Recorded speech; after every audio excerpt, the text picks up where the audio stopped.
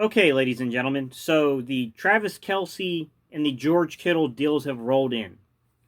We all know who's next. It's Zach Ertz. Will it be with the Eagles? Will it be with another team? What do the Eagles do? Because we're in a peculiar cap situation for 2021 as it is. All right, y'all.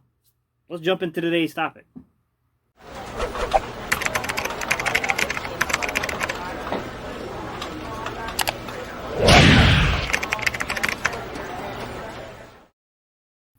What's up, Eagles Nation? What's going on, NFL world? How you doing, division rivals? This is Steven Hyder with Gate City Sports Channel, the sports channel where the cerebral NFL fan comes for about 10 minutes of daily content. Good morning, good afternoon, or good evening, whenever it is you get around to watching us. Once again, guys, my name is Steven Hyder, and this is Gate City Sports Channel. All right, today's topic, guys.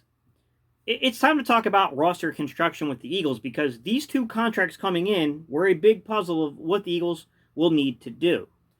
And, you know, I got really lucky when if you guys remember, I did that video where I was playing around with the numbers. It might even have been a live stream where we were playing around with the numbers with Zach Ertz. And I talked about how to reconstruct the entire roster to get us under the cap threshold that we needed and to free up enough cap space to, to sign some players back. I talked about the fact that the Eagles will have to make very difficult decisions, right? We've already went into a youth movement at wide receiver. To me, that's a clear indication that this is probably, without a doubt, the last season for guys like Marquise Goodwin, Alshon Jeffrey, and Deshaun Jackson. I think we're definitely looking to get these younger guys more into the rotation and kind of go with what we got here. We all knew we were going to have to lose some things, right? This is why I think this season is so important for guys like Vinny Curry, guys like Brandon Graham, some of these main staples that have been a part of this Eagles organization for a long time. Because this is probably the last hurrah in Philly, in my opinion. Here's the thing.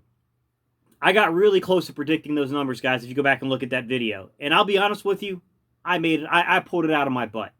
I had no insight to this crap at all, guys. I just purely took a guess at it. And the numbers came really close. So the question being is, as you're looking at roster construction, here's my thing. I don't think it's the issue of getting the money for Zach Ertz. There are moves we can make on this roster. We can definitely rework contracts of people, restructure them, to get those numbers to come down in 2021 and make everything work out. That's not the problem. That'll be done. That'll happen. I'm telling you guys, no matter how you look at it, in some shape, some form, some way, not only do you got to get down below that $50 million threshold, and it might change given the guaranteed money thing, because the NFL talked about some things where they might let some things slide in terms of the cap.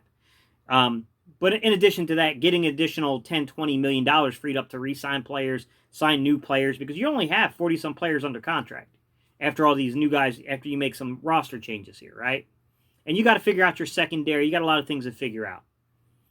When I look at the situation, guys, as I look at the tight end room, okay, I see one of two things happening here. Number one, you got to look at the construction of the roster at receiver, okay? If these young guys prove to not be steady, not be stable, can't be trusted, right?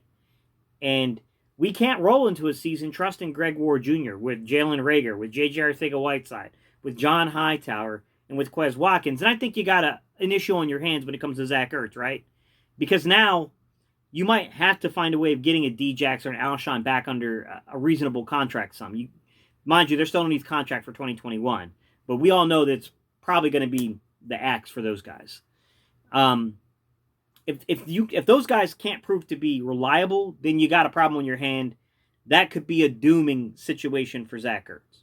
Okay, there's no doubt about that. Let's just get that out front right now, guys, so that way we can talk about it and be open and honest, right?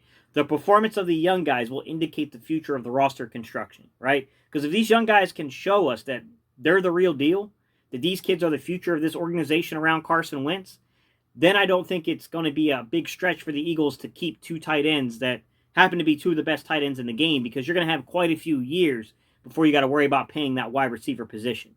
I think you can kind of get by on a lot of things that way. I definitely think that's a major part of this, guys. If those guys don't live up to expectations, if they don't live up to what we all are anticipating, then I think that spells doom for Zach Ertz. I'm going to be real. And I'm a huge Zach Ertz fan, guys, but I have to look at this from the mindset of the front office, not a fan, okay? Number two issue I can see here, guys, all right? I do believe in Dallas Goedert's talent. Okay, I don't think Dallas Goedert is running as nuanced routes as Zach Ertz is. I don't think Dallas Goedert, and you can tell by the cushion being afforded to guys, and I've done a whole video breaking this down. I'll try to find it and link it for you guys that might be new. But I did a whole thing kind of showing you that, like, clearly Dallas Goedert is benefiting from getting linebacker coverage and things like that. He's not being tasked with being covered by corners to the same ratio that a guy like Zach Ertz is. Zach Ertz, generally speaking, draws not only a team's possibly best corner, but he's also getting bracketed more often. So those things play into it. But here's the thing. That doesn't mean that Dallas Goedert can't play. That just means Dallas Goedert hasn't been afforded the opportunity yet, right? Dallas Goedert's got to work on some of his route running, guys. His route running's not the best. I'm going to be honest with you. As a guy who coaches route running, Dallas Goedert needs more work there. But the kid has got physical attributes and physical, abilities, especially when it comes to yak, yards after the catch, that Zach Ertz he doesn't have. Zach Ertz is more of a possession kind of guy that can beat you in the red zone. He can kill you down around the red zone. He's a big time third down conversion guy. But Dallas Goedert can break tackles. Dallas Goedert can run free through your secondary and you go, God, someone please bring this kid down. Dallas Goedert has that type of an ability, right? The point I'm making about all this, guys, is that the second thing that gets beyond just the receiver play and can you carry two great tight ends like that is in a year or two when the whole thing gets reversed on you, right? When now Zach Ertz is the Brent Selleck in this situation and Dallas Goedert is the Zach Ertz in this situation. Can he play that role, right? To where Dallas Goedert might be more of the centerpiece of the offense, but Zach Ertz is still going to be a very key element here because he's still going to be a very good football player. Can he handle that? Does he want to play in Philly? Does he want it bad enough to be in Philly to allow that transition to happen over time? It may not be this year. It may not be next year. It might even be the following year. But we all know it's coming. It's going to happen, right? Let's just look at Dallas Goedert. Dallas Goedert wants to be the man. And at some point, you have to make him the man, whether he will ever be Zach Ertz or not. You got to give him his chance, okay? Can Zach Ertz handle that? Because if he can handle that, and you've got good enough receiver play and it's young enough, then you can find a way of paying Zach Ertz, okay? You can make the money work out. You can figure it out. We know what it's going to cost now. We've seen these contracts roll out. We know he's probably going to get right around the guaranteed money that Kelce got, right? He's going to get, I think Kelce got 28, and I think that Kittle got 30 million guaranteed. Kelce got a 4-year deal. Kittle got a 5-year deal, okay? Kittle had some other stuff added to his contract. Like he got 40 million guaranteed through injury. Like Ertz will probably get something like that, guys. I think it'll be a shade lower than those two guys, but he's going to be right there with them, right? Those three are, generally speaking, the three tight ends everyone talks about. So, can he accept a role like that in a year, 2 years, 3 years down the road? I don't know when it's going to happen, but we all know it's coming, okay? It's going to happen.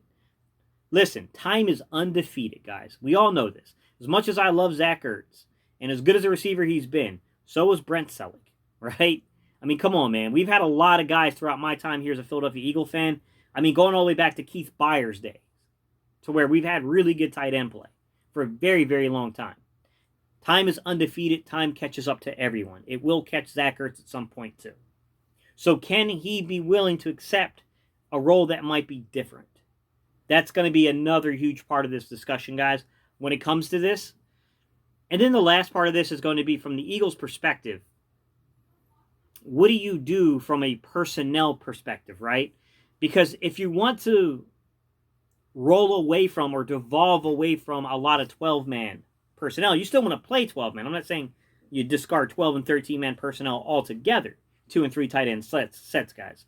But at the same time, do you want to go more towards 11-man, right? Do you want to go towards more 2-back sets like 20, 21, and 22-man sets? Like, do you want to become more diversified yourself in those things? Because if that's the case, then even if you can get Zach Ertz under contract, even if Zach Ertz is willing to play kind of a similar, same kind of percentage and coverage kind of role to less percentage and coverage role than a Dallas Goedert, basically passing that throne over to him completely, it still may not be worth it in terms of the personnel packages you want to utilize, right? Because you can find another guy through the draft. You can find another guy through other means, right?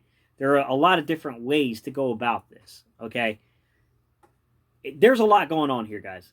I'm not a GM. I don't get to make these decisions. I have my personal preferences for what I would like to see done. Me personally, Zach Ertz has been available more. Zach Ertz has been a more security, kind of blanket for Wentz. I would rather keep Zach Ertz for a couple more years over an Alshon Jeffrey or other guys. But I'm saying that with this optimistic belief that the young guys we have in the receiver room are going to mature and be good.